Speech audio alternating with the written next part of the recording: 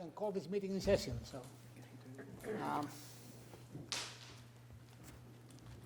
today I'm going to ask Jason to actually say the opening prayer.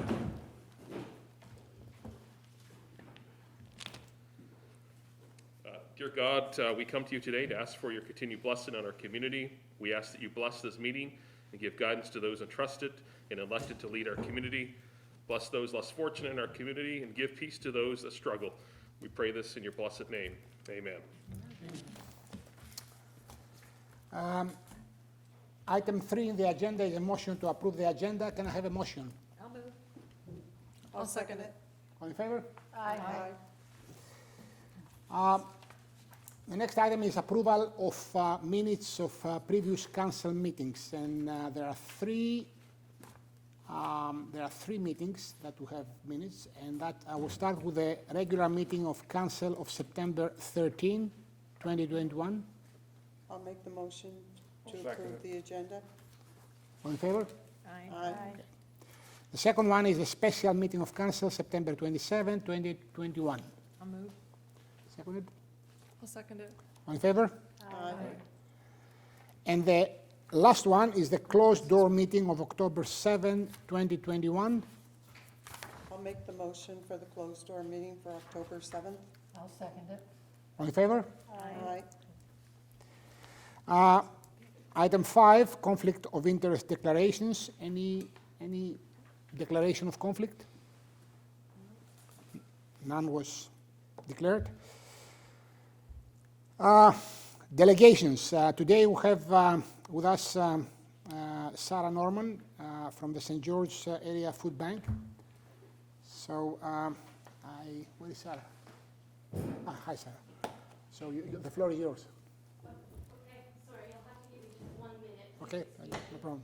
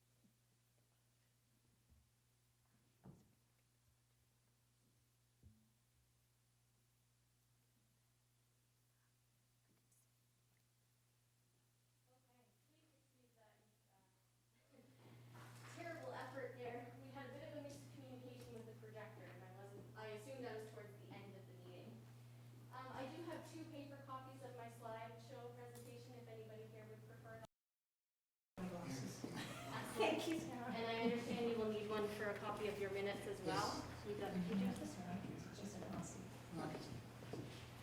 Stand over here, I'm not sure the appropriate place. Thank you, council, for allowing me to come and give you a small presentation today. I am Sarah Norman, I'm the Executive Director of the St. Georgian Area Food Bank, and I've been in my position at the food bank for a little over 12 years now. During that time, I've had a lot of really great opportunities. I've been able to sit as a representative for the New Brunswick Association of Food Banks, as well as I spent 6 years as a New Brunswick representative for Food Banks Canada. One of the really great things I've been able to do at my time there is not only learn all about food banks in New Brunswick, but food banks all across the country. One of the amazing things is that we're all doing the exact same thing, but we are all doing it so differently depending on the community that we come from and the needs that they have. So today I just really want to tell you a little bit about what it is that we do, and I think you'll understand and you'll learn today that we're a lot more than just giving food out the door. I didn't think about pressing the slide button.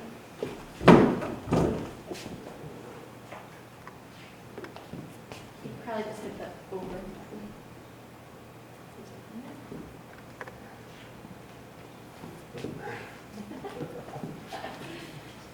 Well, I'll just keep going. Does everyone here know where the food bank is? We're located on Main Street in St. George at 124 Main Street. One of the amazing things about our location is that we are very central to the St. George area. However, our front door does not face the main road. And that actually brings a lot of great things with it. It brings a sense of privacy for some of those families who may be finding it difficult to access food bank services. And there's a lot of other really great services in the same building we're in or on the complex surrounding us. So that means that a vehicle leaving the yard of the food bank may not necessarily have been a family who was visiting the food bank. Maybe they were getting their eyes tested at the eye doctor, they were visiting nurses at extramural, or maybe they were visiting grandma who lives in an apartment upstairs. That's one of the really great things about our space. Another great thing about our space is that we are really close handy to Community Living Center, which is a day program for adults with intellectual disabilities. Their clients can come over and volunteer inside of the food bank, but because of that really great partnership, they actually took over the food bank way back in 1998. And they help us cost share on a lot of things, which allows us to keep our utilities really low. We have a really decent hydro bill, our rent is quite low, and we can cost share on things like internet and telephone services. Something that is really tricky about food banks is the stigma surrounding food banks. A lot of people may think, well, I can't go there because I don't need to. Or maybe I don't need things as bad as somebody else. The reality is the food bank is there for anyone within our community. And if you can look at this slide here, you can see that our community is actually really, really large. Our service area captures families all the way from Chance Harbor, Maces Bay, all the way down to Boca Back. That area right there is well over 1,000 square kilometers. Can you go ahead to the next slide? So we recently changed our mission statement this summer, and we wanted to reflect upon the importance of sharing more than just food to those in our families. So by sharing skills, knowledge, and basic necessities such as food, clothing, and respect, we enable our neighbors to have an improved quality of life. We feel that really captures more than just passing food out the door. The next slide, please, Jason. So in 2020, we had 239 different families registered for our services. And I want to be clear now that when I say families, a family really means a household. That could be a single person household. It could be grandparents and children, a blended family. It could be 2 parents and 3 children. Families is really interchangeable with households throughout this time. Those 239 families also captured 279 different adults and 197 children. So one of the neat things I love to tell everybody is that 50% of the families we saw in 2020 only needed our service 3 times or less. This is a number that actually stays fairly consistent with us year to year. That number has varied from 48 all the way up to 52%, depending on the year. And this actually really dispels the myth that we are serving the same families month after month after month, which is a really big misconception within our community. I'm hoping you can help me teach other people the difference. Does anyone have any questions so far? You guys are a really great group. Wonderful. This slide here will show you a quick breakdown of how we get our food. That is something we get asked quite often. So most of our food does come from donations from the community, a little over 28,000 pounds within a year. That same year, almost 20,000 pounds of food were purchased by us. Our biggest food purchases do go on things such as meat, eggs, milk, bread, produce. And then we had another just over 24,000 pounds that were donated from the Provincial Association, which is the New Brunswick Association of Food Banks. So for a total of just over 58,000 pounds of food last year is what we shared to families. Now I want to be clear that number is actually much bigger. This is what is captured.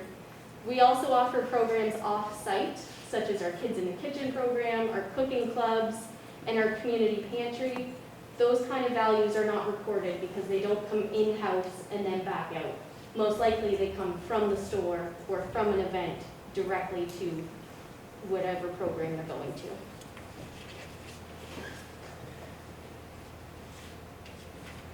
This is a quick little snapshot of who we're seeing in a month. So this is the month of March 2021. You'll see that we served a total of 98 different households. We did see probably about 15 of those same households come back for a second year of food.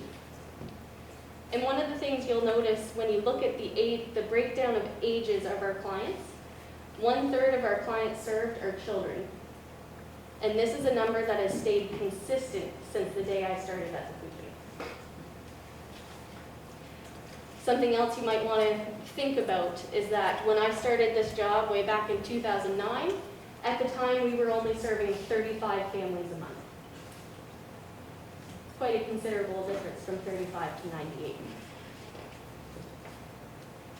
I cannot see the numbers. What's the breakdown of the seniors?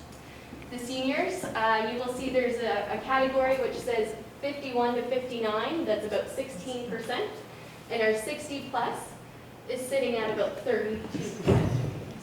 30? 32.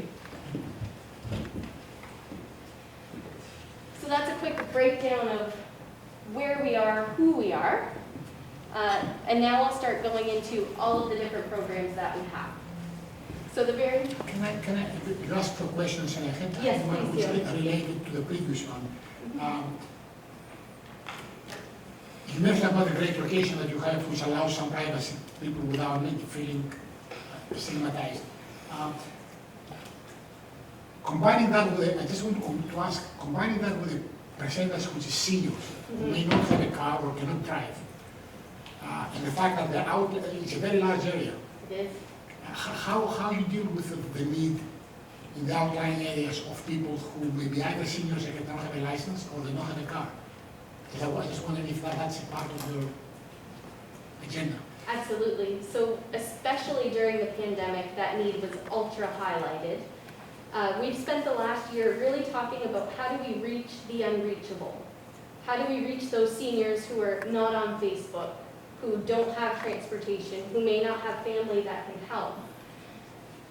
One of the amazing things that happened out of the pandemic was Dial a Ride started a partnership with us where we are now able to have any food delivered to anyone who needs it. The only thing that needs to happen is they need to make contact with us first. It can be a phone call, email, Facebook message. If somebody needs food, we're going to make sure they get it. And this partnership with Dial a Ride has been a huge help for that. In a little less than a year, they had already delivered more than 100 deliveries of groceries to families. Thank you. So now I'm going to talk to you about our programs. So I'll start with the first one, which is our Emergency Food Service Program, and essentially our namesake, the reason why we're there. In 2020, the food bank was accessed 1,238 times for emergency food assistance. We are there every Monday, Wednesday, and Friday from 9 until 12. And people can access the food bank outside of those times just by calling and making an appointment with us so we can make sure someone's available for them. Another program we offer is called the Protein Power Program. And this is the provision of milk and eggs for any families who access food. If we go back several years ago when our budget was considerably smaller and we were serving much fewer people, we were actually only providing milk and eggs to families with children. Protein Power Program is actually a program that's somewhat easy to get some funding for because everybody needs some of that really base nutrition and protein within their diets. So we continue to keep this program as long as we can continue to find funding for it. Next slide, Jason. So the next one, this is all about our furniture, clothing, and household items. Has anyone here heard of Repeat Boutique? Yeah. So do you know how closely the food bank is affiliated with Repeat Boutique? Same board. Same working group members, correct. So Repeat Boutique was actually born out of essentially necessity. The food bank has always accepted things such as stoves, fridges, dressers, beds, and we rehome them to families who need them. Besides these large furniture items, the community just kept dropping things off. A bag of clothes here, a box of books there, and it just kept growing. Before we knew it, the food bank was almost drowning in all of this community goodwill, and there was nowhere for it to go. So our friends at Community Living Center also had a need. They had clients who needed to work, wanted to work, and couldn't find any place to work. So we got together with both of our needs and we created this social enterprise called Repeat Boutique. So now all of this goodwill that's donated to the food bank goes to the store at Repeat. The clients of the Community Living Center get employment training and employment positions at Repeat Boutique. And any of the money that's raised and comes as profit from Repeat Boutique will be put back into both of our programs so we can help even more people.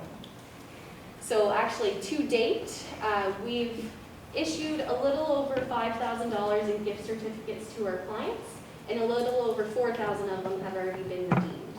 So clients who come to the food bank, if they mention that they have any needs at all, maybe winter boots for Johnny, or maybe Sammy needs a new jacket, we issue them a gift certificate. They can go to the store, buy whatever it is they need at no cost. It's a really great program, and if you haven't been in, you should definitely go check it out. Next slide, please, Jason. Our food bank garden.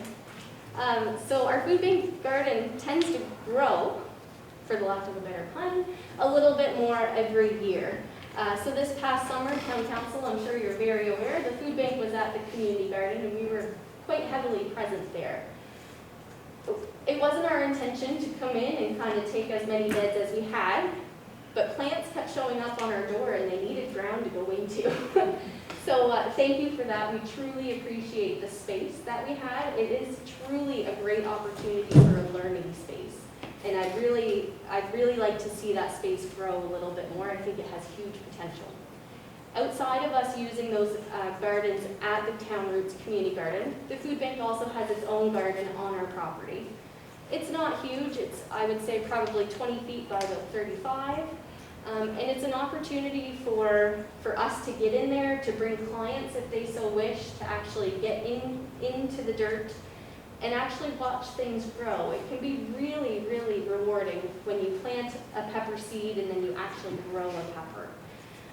So food bank gardens we find are extremely important, and we really appreciate your help in getting that word out this summer. This next program is our Community Volunteer Income Tax Program. Some of you may or may not know that the food bank and its volunteers are actually able to complete simple income tax returns for individuals. So quite often this program tends to be geared towards seniors, but it can be for anybody. If you're in our community and you need an income tax return, we are able to help. Our volunteers are all trained by CRA, and this past year, we completed 175 different returns.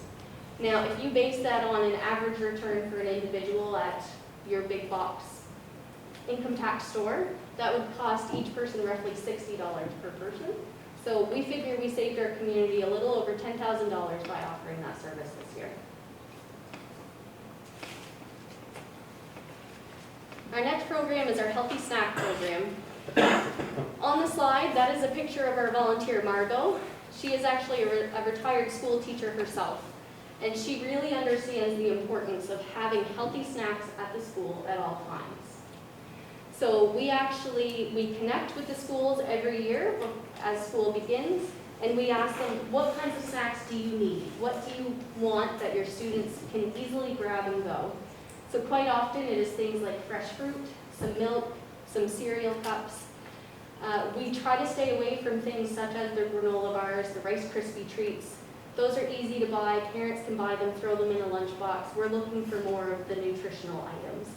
So every month, Margot does a shopping trip. She then delivers to all 5 of our schools in our area. So that is a trip that takes her almost 4 hours to complete by the time she shops. And she hits all of our schools here and then heads all the way out to the Fundy Shore School and delivers there as well.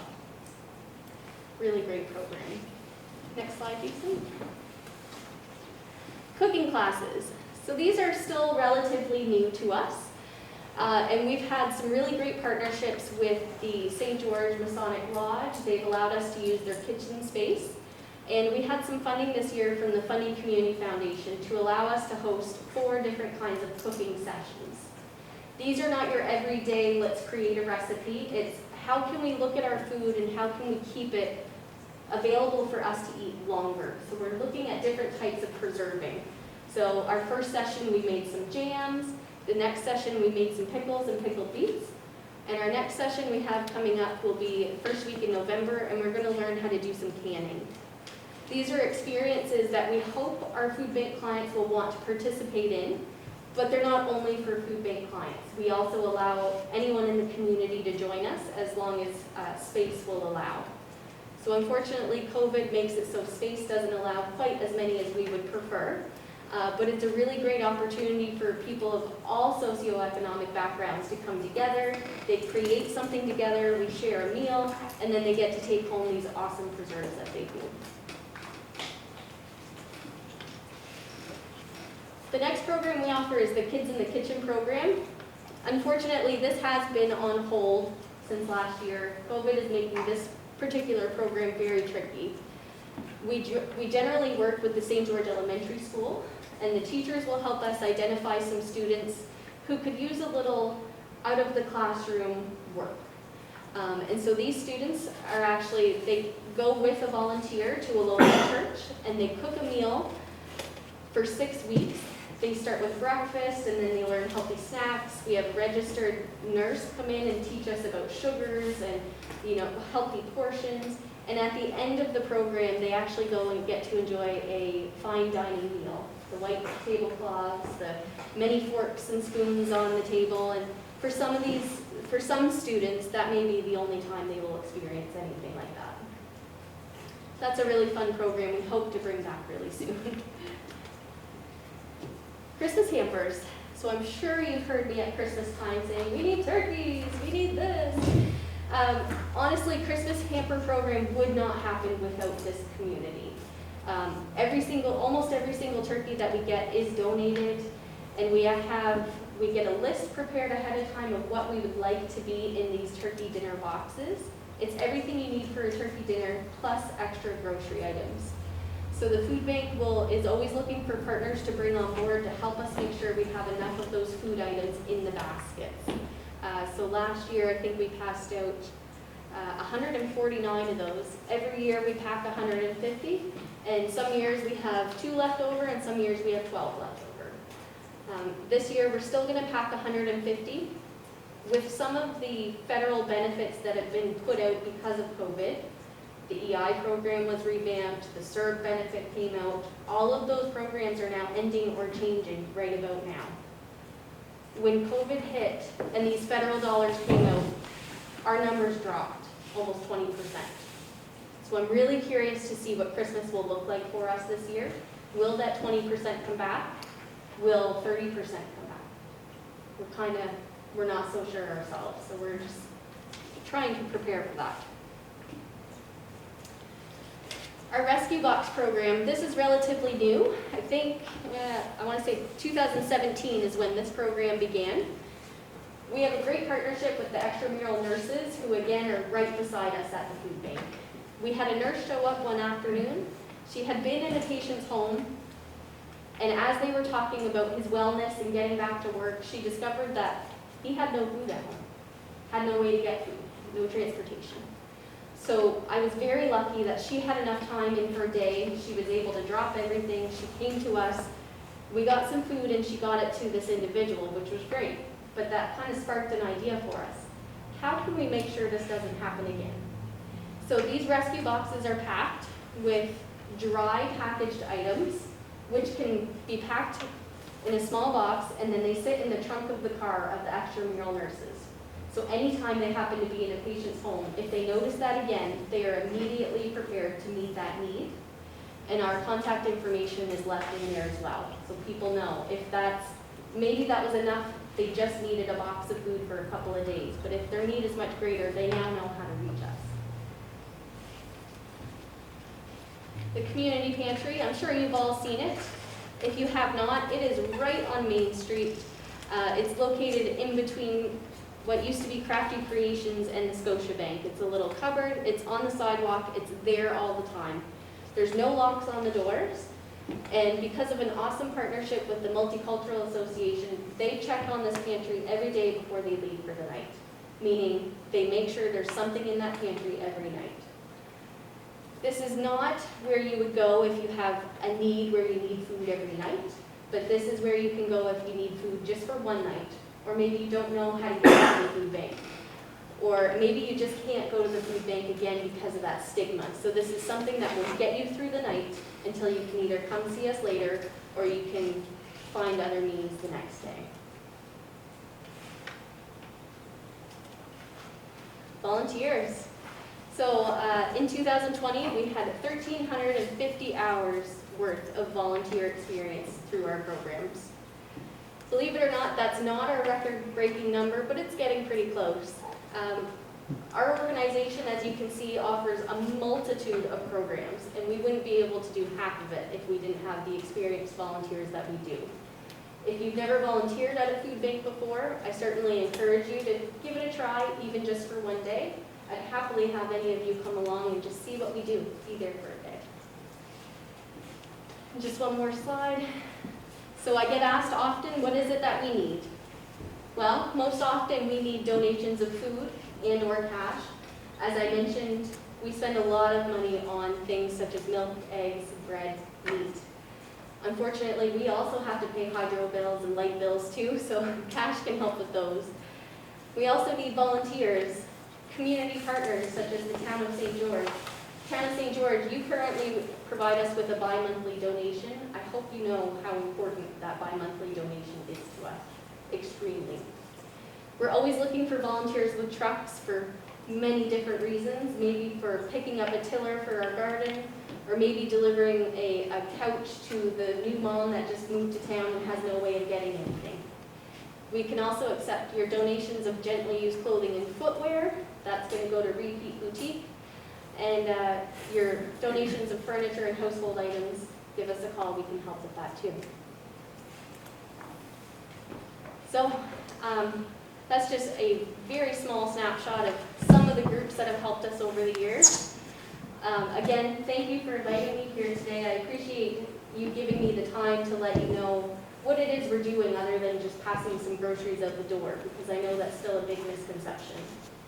Does anyone have any other questions for me?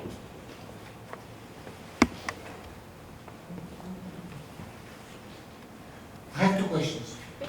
The first one is, there was some recent news on the CHCO, St. Andrews Community Channel Television, where St. Andrews and the food bank of St. Andrews launched a pilot program to do some hunting and get some meat to the food bank. It's a pilot program. There are a lot of guess, caveats to make sure that the meat is healthy and all that. I just wonder if that is something that you contemplate, because there are a lot of deer around St. George. Absolutely. It's something I've always kind of advocated for personally when I was dealing on the provincial board of food banks, that this is a huge resource here in New Brunswick, and I can't understand why there's so much red tape into food banks accessing that. Over the last couple of years, I've learned a lot of things as to why there's so much red tape, and I guess I understand it, but I definitely think it's something that needs to be explored way more. As I said, it's a huge resource that we're just kind of letting slip by. I am hoping that the St. George Food Bank is able to get some of that deer meat, but where it is a pilot project, I'm sure they have some of their own red tape that they need to make sure that it works before they push it further to St. George. But I do think it's a great thing. I was really happy to hear they're moving ahead with it. They had announced it the first time last year, and then something happened and everything was kind of dropped. So they needed to look more into the food safety aspect, and now they've done that. So I'm really curious to see how that rolls out. My second question is about the community garden. I had me and Jason had a meeting with the board, the common board, because the community living, Yeah. community living and food bank have share a lot of. They do have some similar faces. Yes, similar faces. And we talked about if there is any, I guess, if the town can put the community garden into a better use that will help both groups that are housed in this.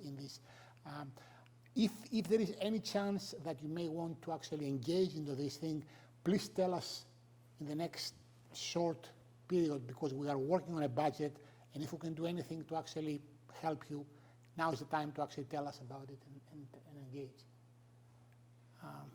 Thank you, that's a wonderful offer. And I think it's worth exploring, absolutely. I do think from my personal standpoint, we need to be cautious as far as how much we're using that community garden. Unfortunately, if the food bank is in all of those beds, it will become known as the food bank garden, and that's kind of the opposite of what you want. You want community there.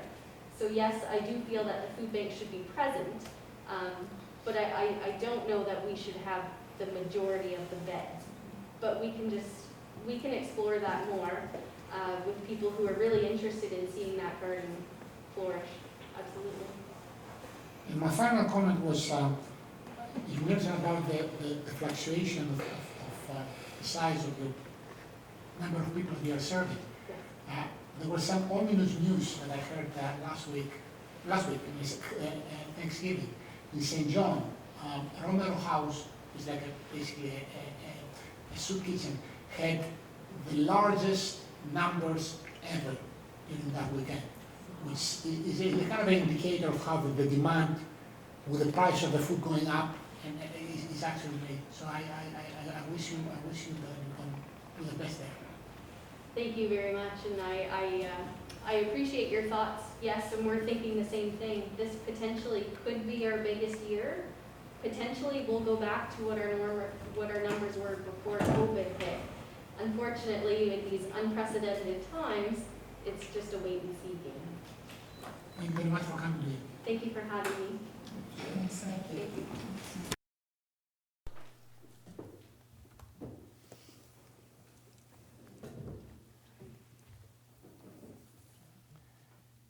And we can proceed with the item number 7, general reports, general government report. Jason? Yes, thank you, Your Worship.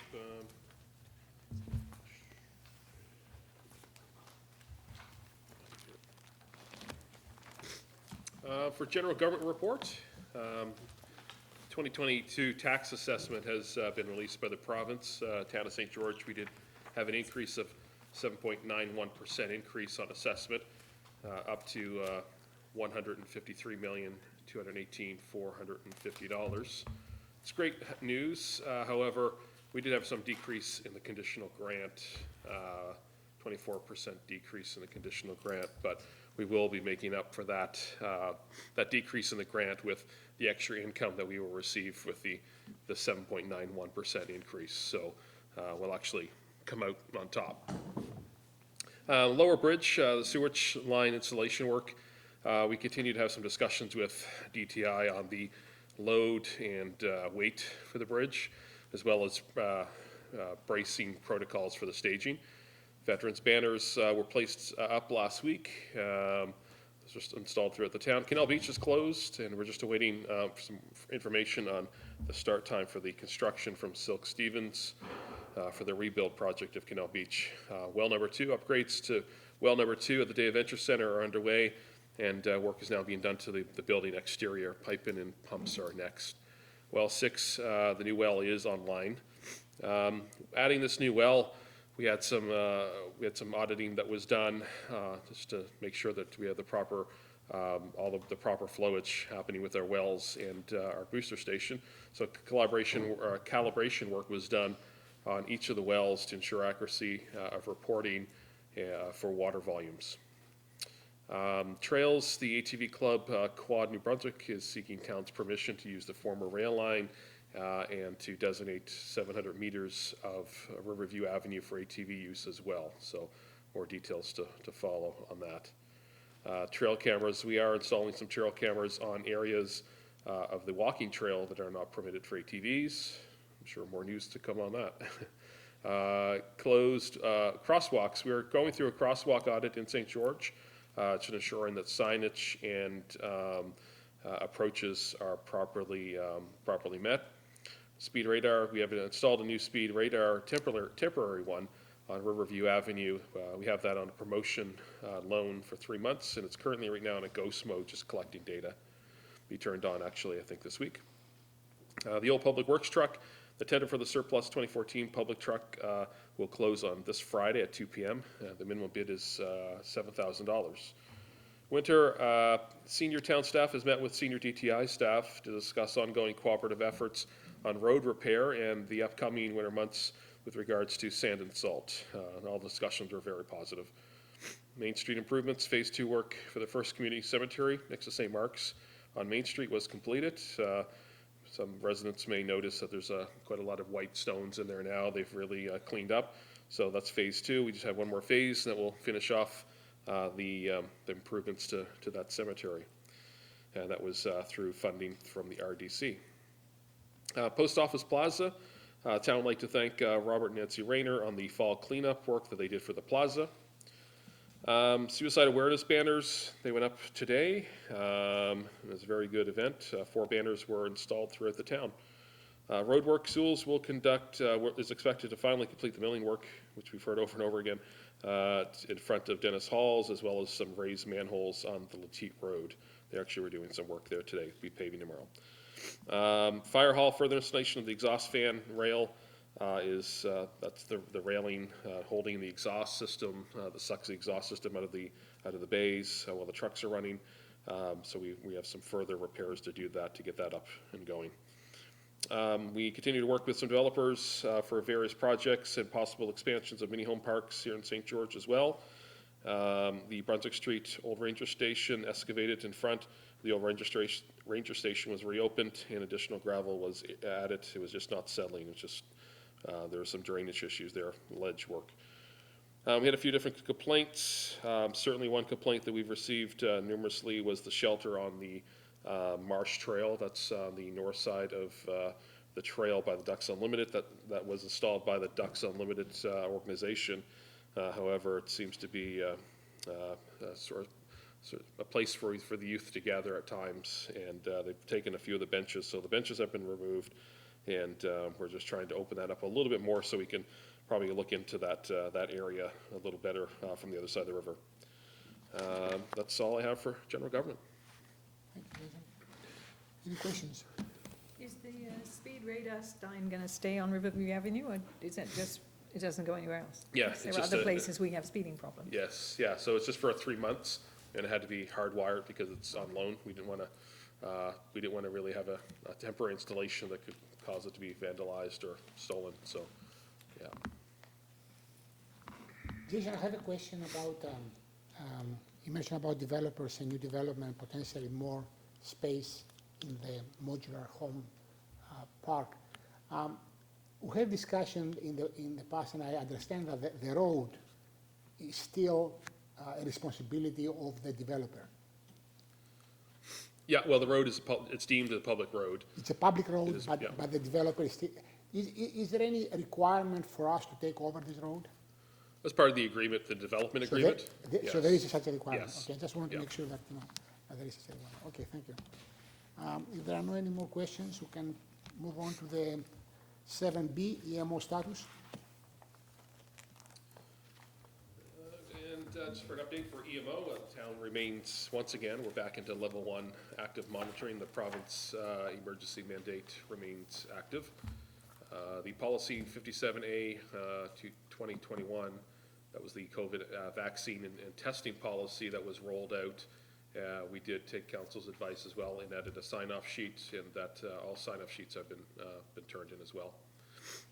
There are, as of today, 1,037 active cases in the province and 56 hospitalizations, over 567,000 dual dose vaccinations. That's 81.5% of the population. On January the 26th, 2021, just noted, there were 348 cases.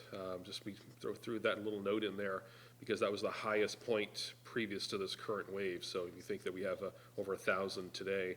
Highest point before was 348. So vaccination clinic as well is going to be held at the Garceland Center in St. Stephen on October the 14th from noon to 6 p.m. That's all I have, Your Worship. Thank you. Any question about the EMO report? No, we can move on to the fire report and fire chief.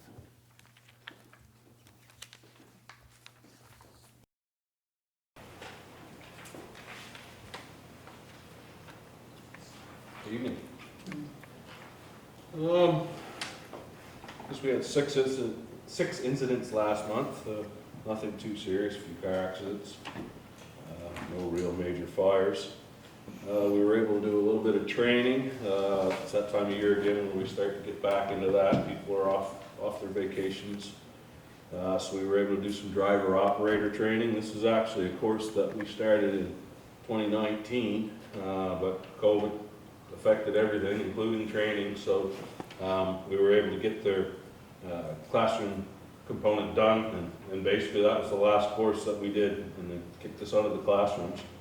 So now we're out in the field doing their practical skills. So we'll be working away at that. As well, I mentioned the Fundy Firefighters Association. We have a representative that went last week to the Miramichi, MBCC Miramichi, where we have the Fire Services Training Center. And the province has actually partnered up with a bunch of partners and bought what we call a mobile burn unit.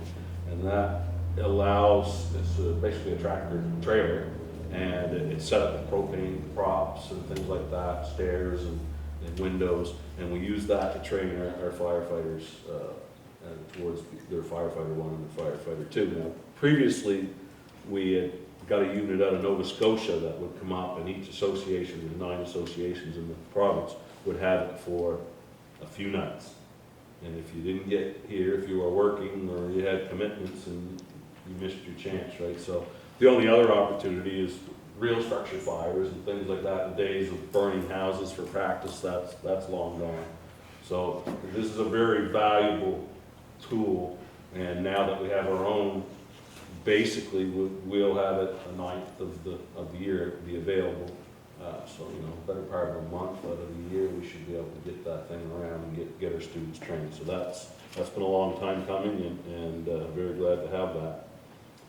As far as St. George in general, the fire department put in an order for some radios. I'd mentioned at a couple different meetings in the past that I was looking for quotes and whatnot, and I wasn't sure about availability, but we did get a quote here a couple of weeks ago, and I believe we put in that order, and the delivery time I got was 6 to 8 weeks, which is actually better than what I thought.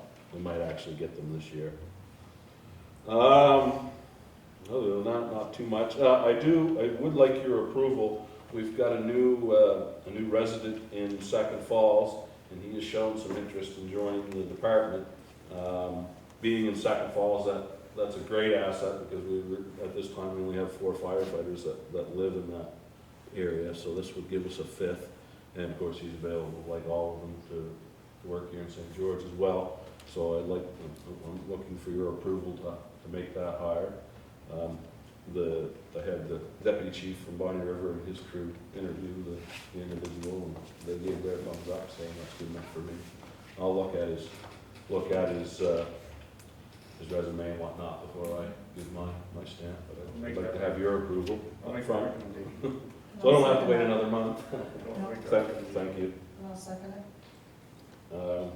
Perfect. The other thing, some of you may have noticed last month, if you were down around Back Bay or Deer Island, I'm not sure what the date was, I guess I didn't put it in there. But anyways, we do a joint exercise with Ground Search and Rescue and the Canadian Coast Guard and the US Coast Guard, some of the local firefighters, and we go out and they have usually it's a whale watching boat or a cruise ship strikes a rock out there and sinks, and we have to go around and collect the people out of the water and off the islands. It's a great exercise, great opportunity for those agencies to work together. Communications is always the big thing, and the TMR radio systems helping, but it's when you're dealing with the Coast Guard, they have their way of doing things, and we have our way of doing things, so it's great. It's very good practice, and maybe not necessarily how things would happen in a real emergency, but it's good to get the opportunity to work with those people, so it's good.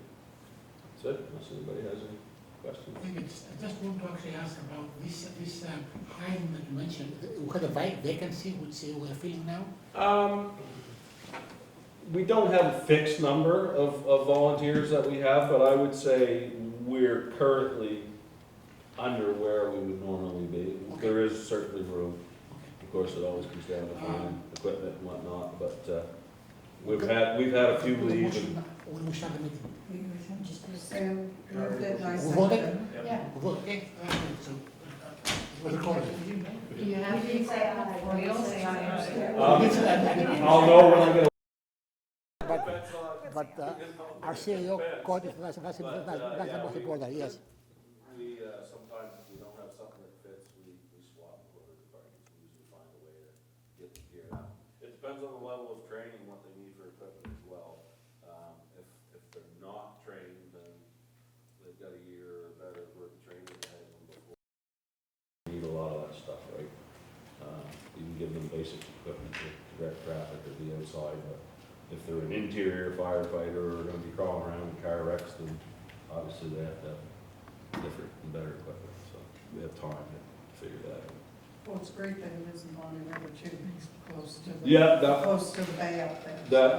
that's valuable to have people up there. There's most of those people don't work there, right?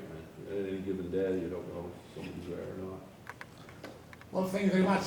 You're welcome. Thank you.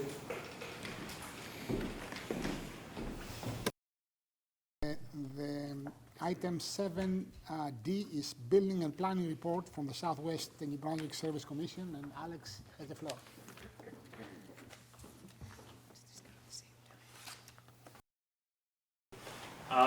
So if you recall, on September 27th, Council had a special meeting, and Council was presented with a possible addition to the zoning bylaw amendment 25B 2102. That's the bylaw to repeal and replace the zoning map. The town had looked to amend the bylaw to include the mini home park on Henry Lane to be entirely zoned land lease community, RLL, and that reflects the current land use and allows an individual to place a mini home in that park. So that's something that council's considering tonight with third reading of that bylaw. PRAC had given their views to you on the change bylaw. So they worked to meet on October 6th, but they actually had to schedule on, I believe, on the 7th because they didn't get quorum at that special meeting. So they met on the 6th or 7th, sorry, and provided views. And we have met with the town CEO regarding a draft background study for the St. George Municipal Plan. It's still in draft form, and the CEOs, we're giving Jason time to go through it and provide feedback, because it's, as I said, just a draft format right now, so there's a first go-through that needs to happen before council has a look at it. But that's put together, and it's, I think, close to 60 pages. Development update, 14.5 million in building permit revenue so far, 18 building permits, 22 development permits, 1.6 million. That's unchanged as of the last reporting period, and so are the sign and subdivision. That concludes my report. Thank you. Any questions? You were summing up good news every time you were coming with respect to the total of new construction permits, and I have here a note. Last time it was 14.3 million. Mm-hmm. Still at 14.3? That's 14.4.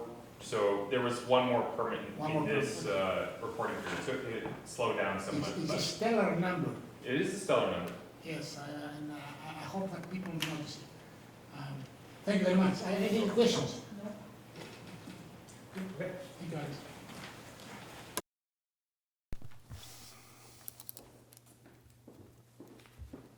Alex. Item 7E, water and sewage report. Jason? Thank you, Worship. Water sewage report for the month of September. Average daily water consumption for September was 1,375 cubic meters for a total of 41, just over 41,000 cubic meters. There was no total coliform or E. coli reported. Water levels are low, especially at number 4. The water audit will be completed on October the 13th, that's tomorrow, by the Department of Environment and Health. An exit meeting will be completed later that day. Well, number 6 is now online, and the building deficiencies are being addressed, such as installation as gutters and the splash pads for the well. The well was rechlorinated and flushed because of non-coliform bacteria. That was before we put it into the system. The pump in well number 4 was pulled after it was not pumping to its capacity. We have ordered a replacement rather than put the iffy pump back in. The pump is 9 years old, and there's some scale plug-in basically at the suction of the area of the screen. Pictures, they're included. The trunk sewer on South Street was cleaned, and the lateral was videotaped as it separated under the road. This lateral was repaired in the street shortly after. A boil order was issued for Solaire Court in order to do a hookup. That's the industrial park area. This hookup is for True North's new plant. The order was rescinded on the 2nd of October. There's a figure included with that. New siding on well 2 is nearly completed. Some outlets and vents were replaced after the siding was done. The siding needed to be done first before the fencing and concrete work can be done on well 2. New flushing outlet was installed in well number 4 after the original one had no hose connection. The lagoon results for September were good as well. And that is the report for water. Any question? Has the siding been all done on the building now? Yeah.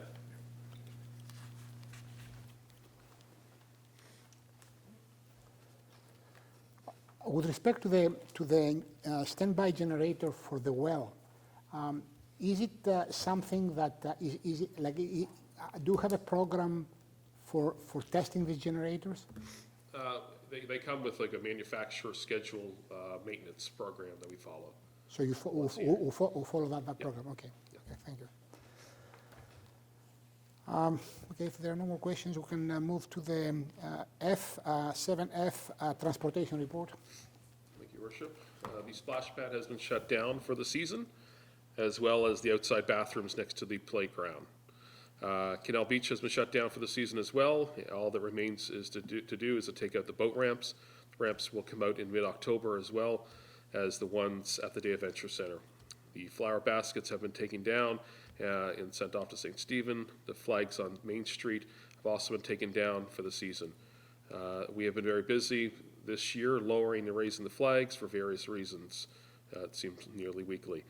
After a meeting with DTI, we lowered 2 manholes on the Latia Road. These came out of more of a complaint from DTI saying that their plows were hitting them, so we addressed those. These we paved around as well as the section of Main Street East next to the natural gas substation by Dennis Halls. Vehicle 3 and 4 have had their MVI in September. Number 3 has an issue with an EGR valve, which is under warranty. We are currently sanding and painting the dump body on this vehicle. The 1-ton had a new power steering lines installed. The 2014 and half-ton tender closes the 15th of October. A new tailgate was installed on vehicle number 4 after rock damage of the original one. Asphalt work is nearly complete. We still have some patchwork left to do on Brunswick Street. There'll have to be some excavating, which we did, and filling as the matter there would not dry out, so that could be paved. Other areas patched include Kennedy Court, Hillcrest, Clark, and Brunswick Street, sidewalk and road. Transportation report. Thank you. Maybe it's just me I just got confused. So when you say that we have been busy this year lowering and raising the flags, what flags? So we have town flag poles. Okay, yeah. Yeah, so the one here at Machidavic and at the post office town pump. Okay, Town pump there. okay. I was thinking it was the ones that are on the poles that you Oh, put yes. those things on. So I got confused. Okay, so, and then, of course, the Brunswick Street is, so we've opened it up. We found that there's a water source. There was it's a ledgy area there, so there's lots of runoff that's coming into that hole. So we Okay, took yeah. out it was mostly just mud at that point, so we've put a new aggregate in there, so it should have some proper drainage, we're hoping. It just wasn't settling, and that's why we just didn't jump ahead and pave it, so that work was all done. We've looked at it now, it seems to be settling in, so it'll get done here shortly. Okay.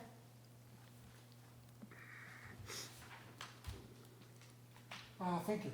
Thank you. There are no more questions. We can move on to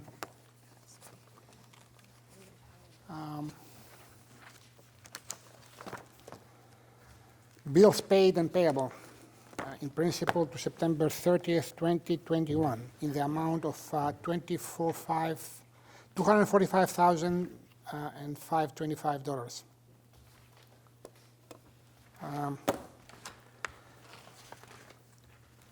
Any council have any questions about this report? I do. Go ahead. So on page 1 of page 4, the very first one where it says Grand Hooper Electrical, we have Summerfest Power, 40 Main Street of $1,813.14. But then over a couple of pages more, we have MB Power, 40 Main Street of $119.80. Is that what we have to pay each month for that power? So that was a one-time, trying to find a word that's diplomatic. It was a one-time surcharge charged by NB Power. They call it a sort of a provision fee. There's it's not really, it's beyond sort of a service fee. It's just a contribution, they call it. So in order to get the work done, we had to pay a contribution fee to have this pole energized. I'm not sure what the calculation is on that, where it comes from. But in order to have that work done, we had to have that paid to NB Power directly. So the Grand Hooper electrical work was something separate that would have had to do the electrical work to bring down the box and the meter and to pull out all that the fuse panel and stuff for the sound that we did that day for the festival. That can be reused over and over again. Monthly charges on that pole now are about $20 now the work's done. So we have to pay $20 a month for Yeah, that? for now, and if it's not used, we'll just disconnect it. So I guess so we're clear. So the 1,800 is festival related to get the pole up and running. Yeah, And the 119 is what we used for the festival itself, for the use of the power. yeah. The The NV Power rate that we had to pay was a contribution we had to pay to NV Power that's separate from the electrician work that we would have had to do. So there were two separate charges. Okay, so I'm not seeing the electrician work. I'm seeing 46155 that says NB Power, 40 Main Street, 11980. 119. That's what they charged for us To have the power. power there that night. Yeah. Grant did the work. Yeah. NB Power said, okay, we're giving you okay, but we're gonna charge you this to do it. I know Yeah. I'm sounding facetious, but basically that's what Yeah. happened. And the 1813th, that's the same thing I had to pay when I wanted to put underground power in. To Yes. bring a new pole, I had to pay forward the money in order to even entertain the idea of having power brought in underground. They call it a contribution, I Yeah, guess. That's, I understand that. you know, it's a fee. I'm not sure where they calculate it from, because pretty much the pole was already energized. NB Power was there with its crew for 10 minutes, so.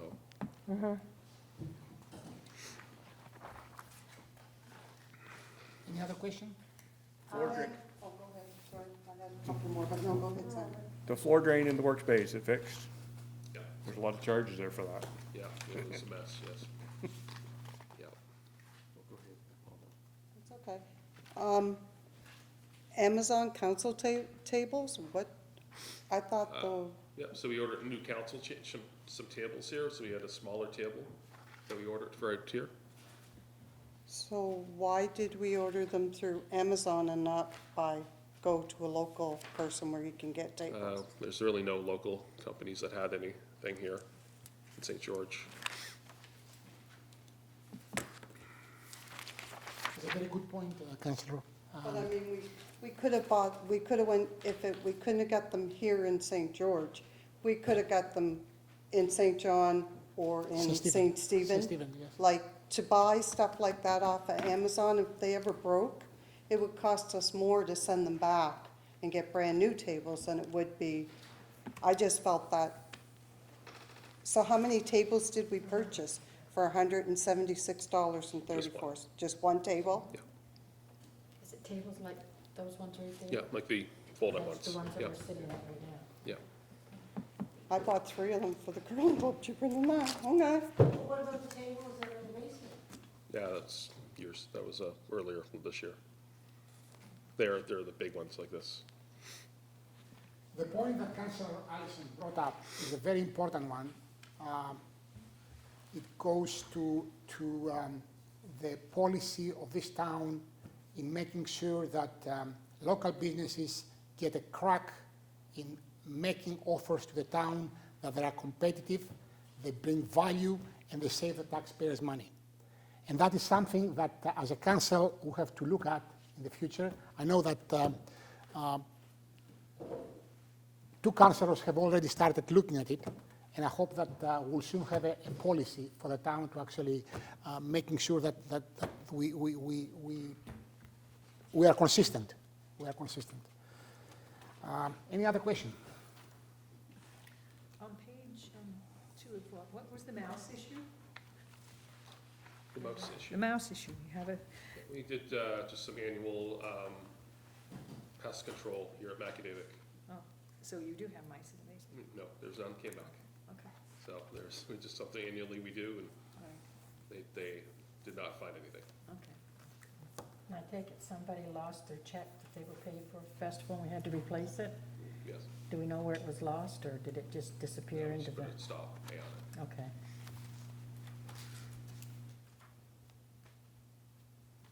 Any other question on bills paid and payable? I have a couple, but waiting, maybe Alexa has some, no? I'll just say, it's not in any of these reports, but I know other counselors had asked this question before, and they're just wondering about, and myself included, about how much money was allocated for the splash pad so far. Yeah, that's fair. We just completed the claims this week, actually, I just signed off on them today, so we'll be able to get a report for you guys.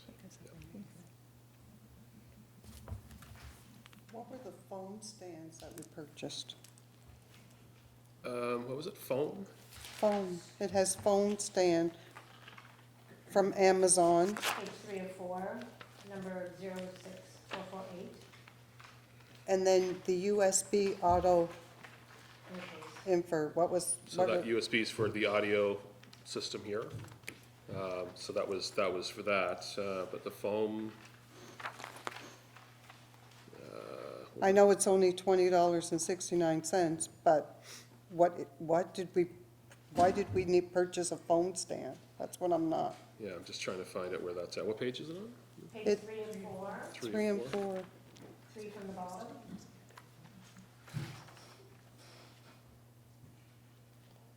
3 of 4. Do you see it? The microphone stand would be- It's a microphone stand? It doesn't say that. Oh, It says streaming phone fan, 06448. And it was purchased on 9/29 of 2021, Amazon. 06448. Yeah, that was a streaming phone stand, so we bought some, must have been for one of the audio pieces of equipment that we needed here. What's that? Yes, yes, we have there's a piece here that when CHCO is not here, that for audio, for captioned audio, that's in with our technology. Councilor Armstrong, you had a question? I do have a couple of that. Okay, well, thank you for Alexa for the splash pad. I had that question. I do have a question around the water bills. I know that you had made a statement, I read a statement in here somewhere that we can now pay them through MB Service or Service New Brunswick. Back a few months ago, we had some outstanding water bills, and September was supposed to be our shut-off month. And we didn't receive a report last month in regards to how that went and what kind of the status was on that. So I'm bringing that up, and my question really is, how many did we shut down or disconnect from the water and sewage, and what is due on the unpaid bills today? So Or I wouldn't have soon. what's delinquent to this date. But as far as what was shut off, there was none that was shut off. Okay, They all had made arrangements or made payments from the letters. I think there was 6 letters that went out to potential shut-offs, and they'd all communicate with the town, made actual payments or program. okay. But you don't have the total in delinquent still? No. Okay, so we could probably get that soon? Yep, definitely, sometime, yep. I guess I have a question too around the Summerfest. In September, on the September financials, we see some expenses. My question around that is, are they new expenses, or have they already been accounted for in that final statement that we were given around the Summerfest? We had a document that had all the expenses. Is there anything new in the September financials that is not reflected in what we were given? Nothing that I'm aware. I know there was some last-minute invoices that may have come in, but we should probably give a new update Yes. on the Summerfest. I have a question around the Zooming meeting calls, and the Zoom video is $83.95. Is that what it costs us every time we Zoom? No, that's a subscription fee. that So we it's pay. every month, or it's just Yeah. the one time? Yeah, that's And every renewable month. every year? Every month, we have to pay for that, Every month we pay for this? yeah. Now, did we pay for this when we did Zooming at the beginning of COVID? Yep, since we've had Zoom, And every month afterwards? yes. Yeah. Okay, it's the first time I've seen it. That gives us the ability to broadcast to a lot of clients. Yes, That's the advantage for having that. Like today, for example, we don't have any physical persons in the gallery, and a lot of community people can watch it on Zoom. Okay. I do have a question around the tender for the truck. I noticed, and it's just a clarity question, I noticed that we did, on page 3 of 4, we did St. Croix printing for $103.50. That would have been September 30th, and then I noticed it again, September 30th, St. Croix Printing, 46138, and then 46158. Did we post that twice, or did we advertise it twice? It would have been advertised twice, but usually the billing is something single. So I'll definitely have to check on that. Usually, it is ran for multiple issues, not just one.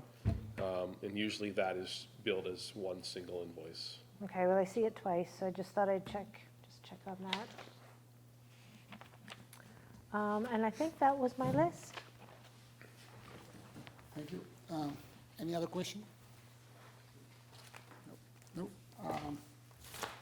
So we move on to, yes, the motion to actually, we need a motion to approve the report from, I make the motion that we pay for the payables for the town of St. George for September 2021. seconded. I'll second it. All in favor? Aye.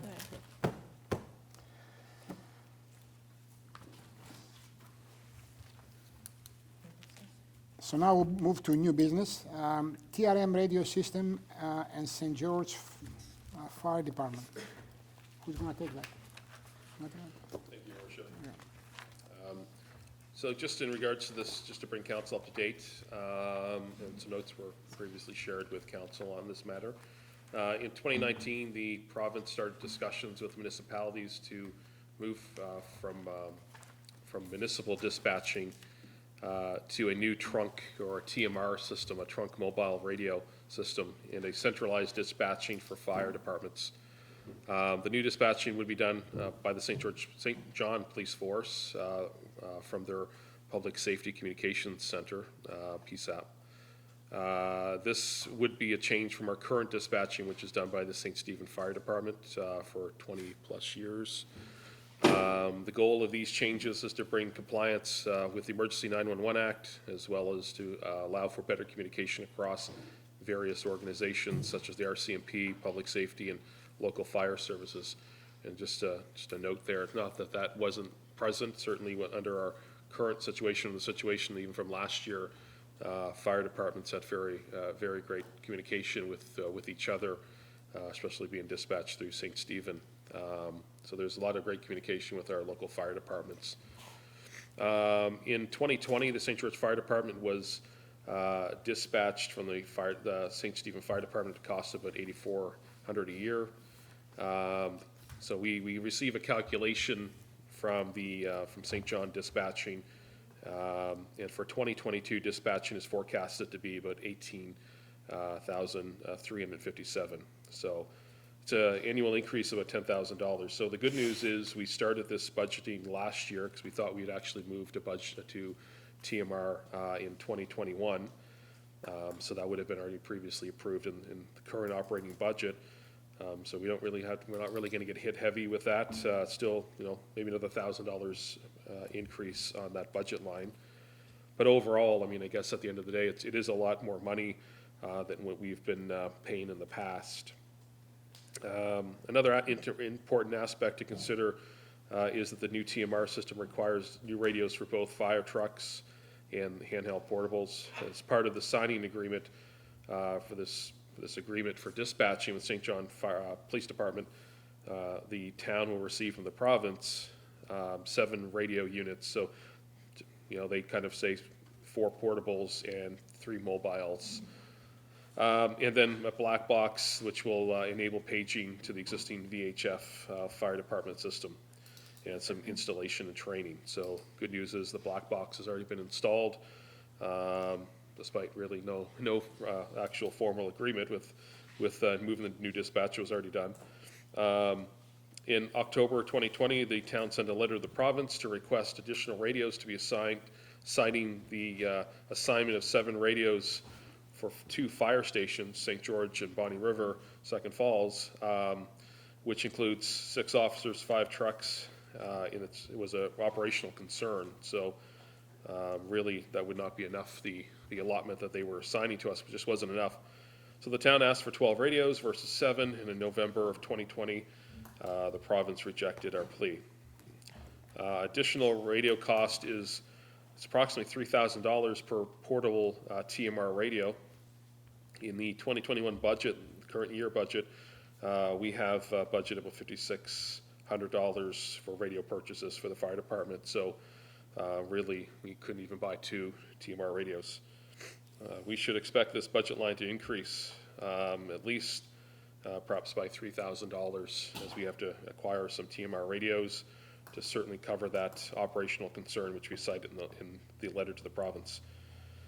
So this year, the St. Stephen Fire Department has indicated to the town of St. George that they will no longer offer dispatching services, but they're not going to leave us hanging out. They'll be there dispatching as long as needed until we move to the TMR system. But it's just a very short term and not something they'll do indefinitely. So we really have to look at moving towards this new dispatching, this new radio system. And we have also expressed to the province that, one of their main reasons of wanting to do this is to, under the Emergency 911 Act, but also to sort of for better communications in times of emergency. But we've also cited that, even in EMO for the town, we don't have any radios that have been given to the province. So we could even get an extra radio for the town for EMO that could be used for the fire department. But I guess what we're looking for just from council is to be aware that this is something that we have to move towards. Certainly it's going to affect the budget for next year as we see some increases in fire protection cost.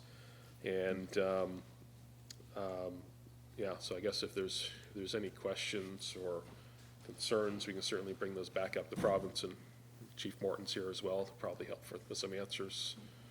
So how many radios do we actually need, or how many do we have, and how many more do you need, and what's it gonna finally cost us, and if so, we gotta figure out how we're gonna get the money to do it. Yeah, and I Is think that right? Chief Morgan could probably say how many we could probably operate with. I mean, certainly 7 might be good, but.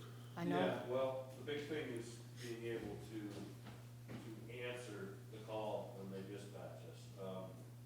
Our officers and the trucks all have existing.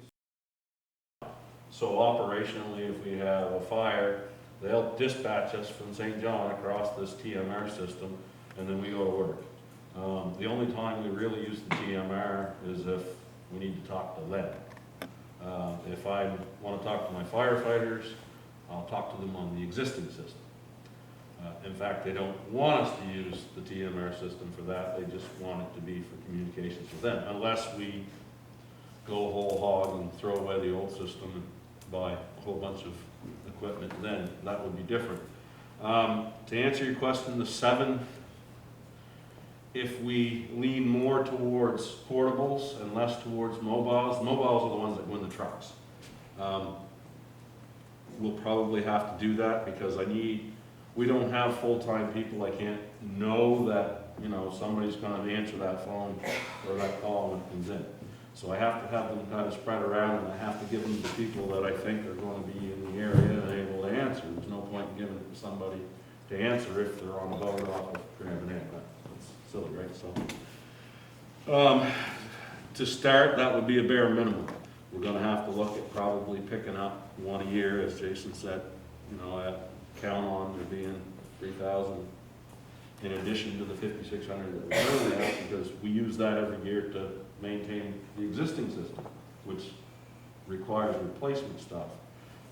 You think about 30 firefighters, that's 30 pages. They're good for 6, 7, 8 years, 9 years, and you gotta replace them. So there's 3 or 4 of those a year you gotta buy. And the same, the portables that we use on the existing system, I have to buy a couple of those a year to keep the inventory fresh and working. So you're not replacing one with the other, you're using both. Something else that I've learned from my associates that have already switched over is these TMR radios eat batteries. I mean, they have a rechargeable battery. The problem is you can't get a full day out of it. So you have to have spare batteries, and they're not giving us spare batteries with these, I'm assuming. So there's a cost. Each of these individuals that has a portable radio, you got to give them a battery so that they can swap that out if they're on call or whatever. So That's kind of an unforeseen thing. I mean, the battery is the cheaper end of things, but they're still, you know, I haven't priced them, but I wouldn't be surprised if they're not a couple $100 pop. And they wear out. So there's a lot to these systems and keeping them going. And when Jason says that communications line, so to speak, that has been 5,600, that's gonna have to be more like 8,000 or 9,000 to keep all of this stuff running. Can I ask you, it sounds like a bit of a nightmare to have two systems. Yeah, and I run 2 departments, so I'm gonna be having carrying 4 of them. So it is a nightmare. It is a nightmare. That was a provincial initiative. It is, absolutely. And the province just dumped the thing on us, and we have to just carry the weight. Yes, yes. If I can put it in plain language. Yes, well, sort of. As a municipality, we have more options than the LSD departments. They come in and say the LSD departments, they're owned by the province, you will do it. Provinces, the municipalities, we've gained this last year or 2 years by holding out. I mean, if St. Stephen wanted to hold out for another year, we could probably drag this out. But eventually, the Industry Canada is gonna come down and say, St. Stephen, you don't comply, you don't have bilingual operators, you don't have this, you don't have that. We've argued with them, we've been in this business for 20+ years, and it's never been an issue. We suggested, well, give us, we'll have a hotkey, that's just a number that we call, if we get a call that we can't deal with, I hit the number and I transfer it to Miramichi, and they translate it for me, and we pay Miramichi a nominal fee for it, and we're dealt with. Unacceptable. Wouldn't work. They just never gave St. Stephen an option. It was with 6 cities, got to retain theirs, and that's it. Now, we could have fought and said, well, we want to spend, hundreds of thousands of dollars and learn French and get this fancy equipment, but they never really, that was never really going to be an option. So here we are. The question now is, why do we need 6? And at higher levels within the Firefighters Associations, that question's being asked, well, why do we have to? We couldn't have 7. Why do we need 6? There's not a good answer. I think I know the answer. You think about where they're located. It's a big boost to their system. There's a fair bit of revenue that's coming to each of these so I think that played a part in it. But again, that's, making things more efficient, I guess. More costly, but more efficient. And the big cities more controlling. Well, it's no secret that the city of St. John is struggling, and all the cities. I mean, they're no different than the municipalities. They have to pay their bills and they have big expenses, but the truth of the matter is St. George is a small piece, and we're throwing 18,000 that way, and St. Andrews is probably throwing 25, and St. Stephen's probably throwing 30, and so it adds up in a hurry, and we're just, this part of the county, that expansion of St. John PSAC is from Sussex to here and all points in between, so when you look at that, that's a fair number of dollars that have been injected into that dispatch center. Thank you.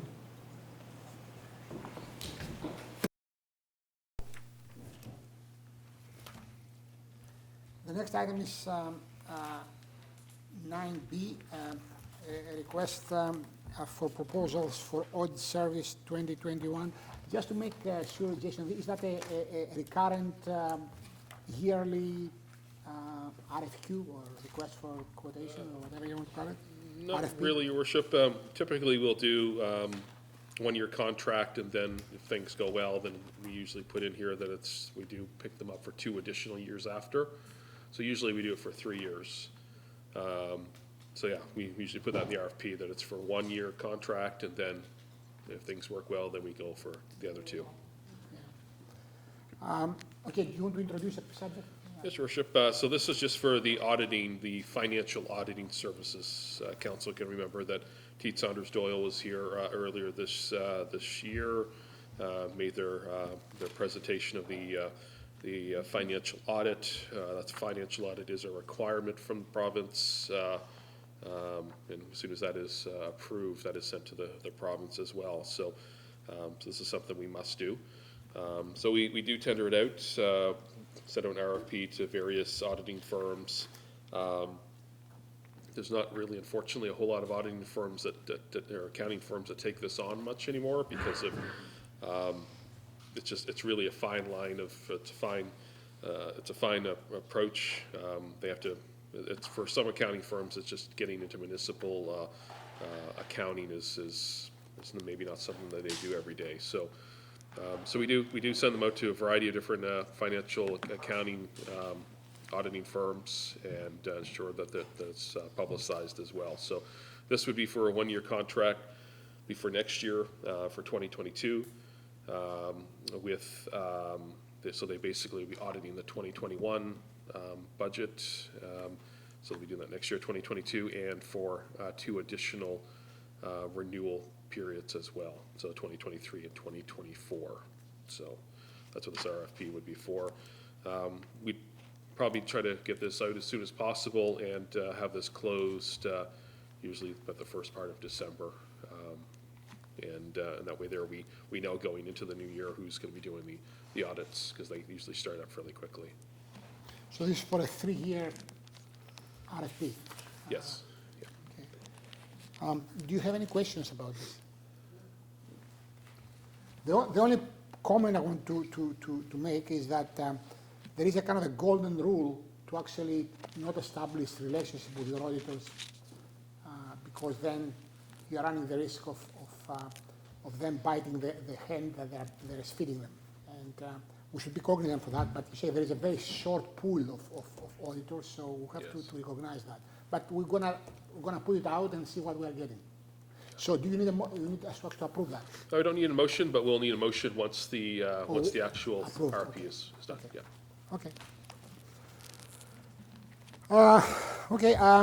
We can move on to item 10, old business, and that is the resolution of council to the third and final reading by title only of bylaw 25B 2102, amending the zoning bylaw for the town of St. George by repealing the zoning map for the municipality Schedule A and replacing with zoning map Schedule A1. We heard from Alex about the little change. So, are there any questions before I put the motion? So, can I have a motion for this resolution? Seconded. I'll second it. Okay. All in favor?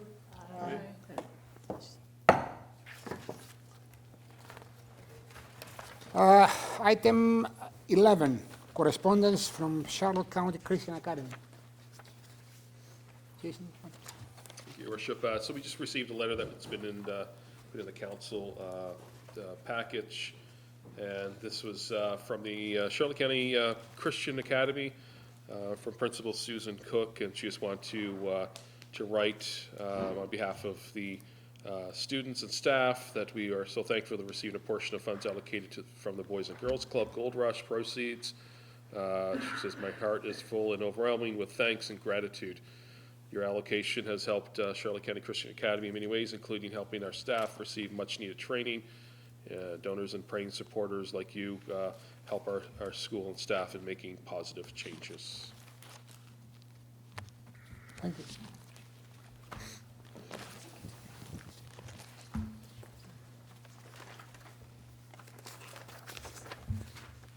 Public presentations. Not many people are here today, so I can actually cover this thing very quickly. Statements by members of council, and I'm going to start from my right. I have just that once we get back able to have things started back up again, I would like to start putting on a music thing for the town, for the residents. Maybe have like different day, once a month, have something different, music for different age groups and that. That's what I'd like to see happen. That's all I have to say. Yes, Some- in regards to property off Porty Street, the council has had no discussion on this property and has given no direction in any movement. I guess that's just a general statement to continue either moving forward or not doing anything with it. I'm not familiar with this at all. Jason, can you? Yes, Your Worship, this would be the Irving Oil property and the veterinarian clinic property on Oh, Marsh Street. yes. I guess, Yeah, so just to date, the only thing we've had is some discussions with Irving Oil to Yes. just more of an inquiry to see if they are in any type of position on surplusing off their own property. But there's been no talk of actual purchase or anything like that. Just more or less entertaining to see if they can, they would do something with it. We're certainly aware that, the remediation orders have all expired and this is certainly prime location in the downtown core. But nothing further than just discussions at this point. The only thing I have to say is that I think the town council and Jason should look at acquiring properties within the town that may be available for sale. Maybe we should sit down and have a look at it sometime and try to bring more businesses into the town by having a place for those businesses to establish a building or whatever. And also, I have gotten an answer back to our letter that I sent out for the Macadavic Center, and we're proceeding as council had voted earlier about this being a total community center.